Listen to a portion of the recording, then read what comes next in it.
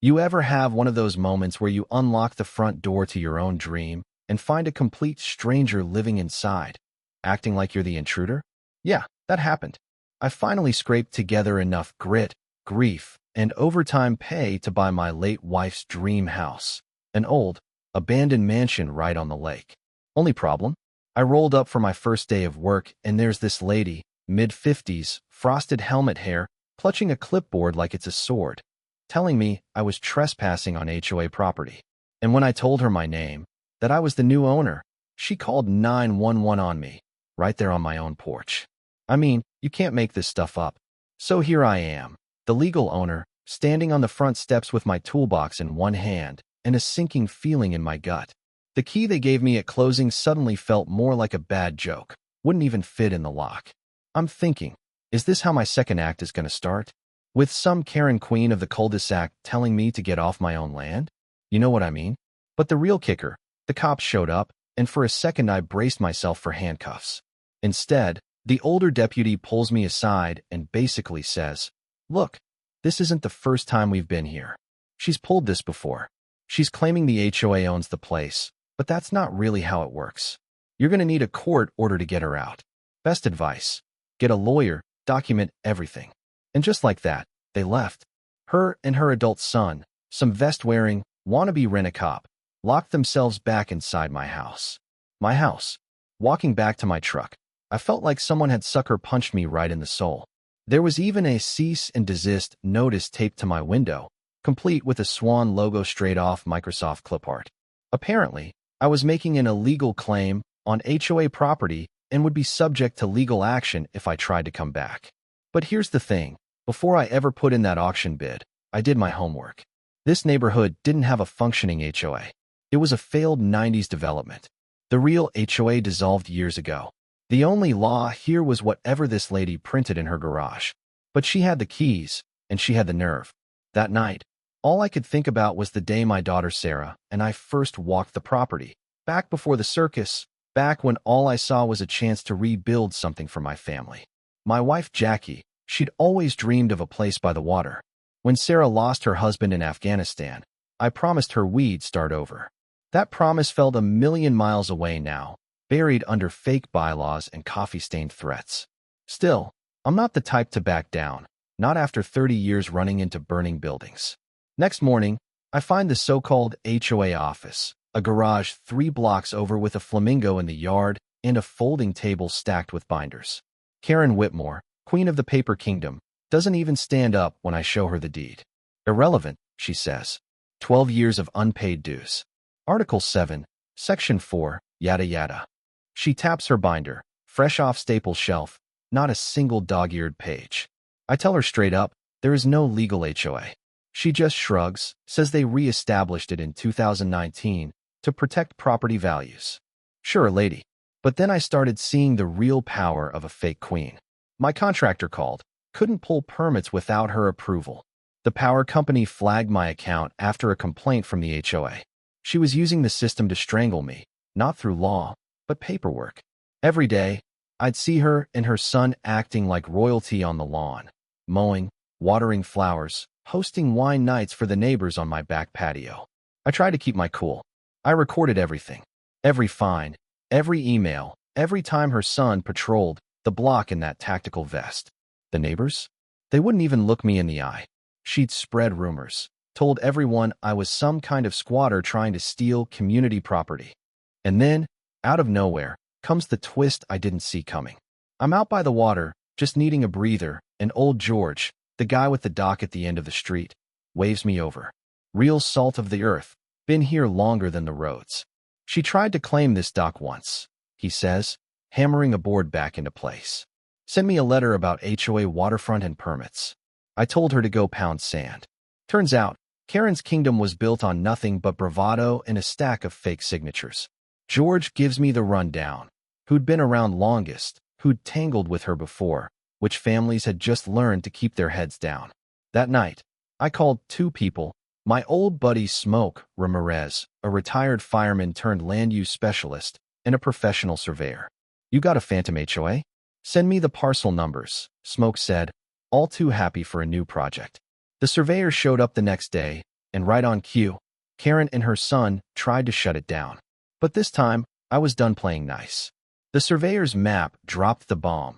Her fence cut deep into my property, swallowing up half of 2 adjacent lots that didn't even belong to her.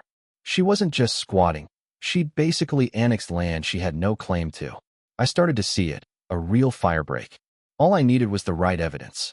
So, I went quiet, moved in the shadows, set up trail cams where she couldn't see, started stacking up every forged document, every email, every little petty act, right down to the moment her brother's signature appeared on official papers while he was actually serving time for fraud. With Smoke's help, I traced every move. She'd filed articles of incorporation, but never finished the paperwork. The HOA was a legal fiction, propped up with nothing but her name, her son, and, get this, her brother, the convicted felon. And then I noticed something else. Every week, rental cars were showing up. New families, new faces, coming and going. I dug a little, and there it was. My house listed as the Statesman's Lakeside Retreat on a short-term rental site, booked by the night, run by host Karen. She was making bank renting out my home, hosting strangers while I was locked out. When I told Sarah, she just shook her head. "Is it worth it, Dad?" she asked. All I could do was pull out an old photo of Jackie, standing in a field where the fake HOA sign now sat, and remind myself why I was fighting. This wasn't just a house. It was our stand. But Karen wasn't done yet. Next thing I know, I get served with a lawsuit. She's claiming adverse possession, trying to make her squatting legal. She figured if she could just hold out long enough, she could steal everything I'd built, on paper, in broad daylight. But here's the thing. While she was making noise, I was making moves. I found out those 2 lots she'd claimed with her fence were in tax limbo, abandoned by a bankrupt developer. So I paid off the back taxes myself. In our state, that meant after a short waiting period, the land was mine. Clean and legal. Suddenly, I wasn't just the owner of the mansion. I owned half the block, her so-called kingdom. And now her lawsuit was useless. You can't claim adverse possession on land that just changed hands fair and square. With the deeds in hand, I filed to dissolve the entire fake HOA on the grounds of fraud, non-registration, and, icing on the cake, forgery. The county was forced to act. A bright orange notice hammered into her precious welcome sign announced a public hearing to dissolve her little empire. She went into full meltdown mode. Emergency meetings, panicked emails, the works. But I'd been ready for this.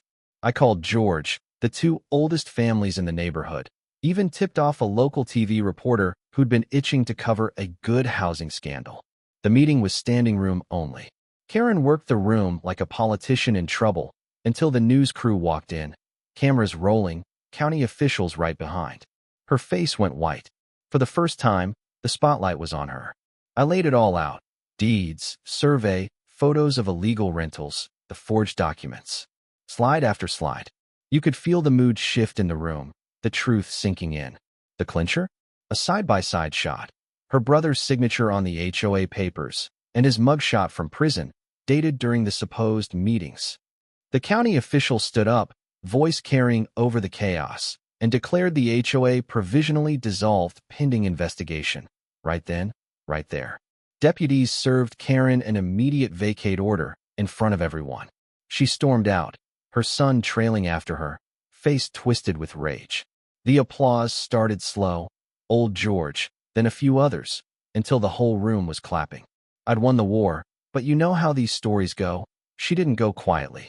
The next morning, I found her last act of defiance caught on camera, dumping trash and shredded papers all over my porch.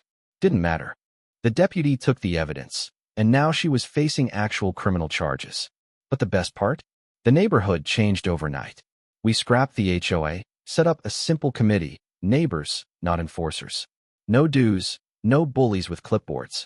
I tore down that illegal fence and handed back the bits of land she'd stolen from others. Then Sarah and I finally started the real work, ripping out old carpets, scrubbing away the last stains of squatters, and restoring the house room by room.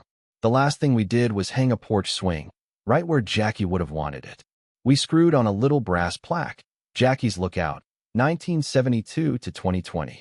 Now, on warm evenings, Sarah pushes her son on the swing, neighbors wave as they walk by, and I sit with George and watch the sun set over the water, feeling the kind of peace you only get after a real fight. It's funny, buying that house was supposed to be a new beginning, but it turned out to be a battle for everything I loved. Would you have done what I did? Or is there ever a point when you just walk away? Tell me where you stand. Where's the line between fighting for what's yours and letting it go? Drop your thoughts below, because trust me, in this world, you never know when a fake queen is going to try and steal your castle.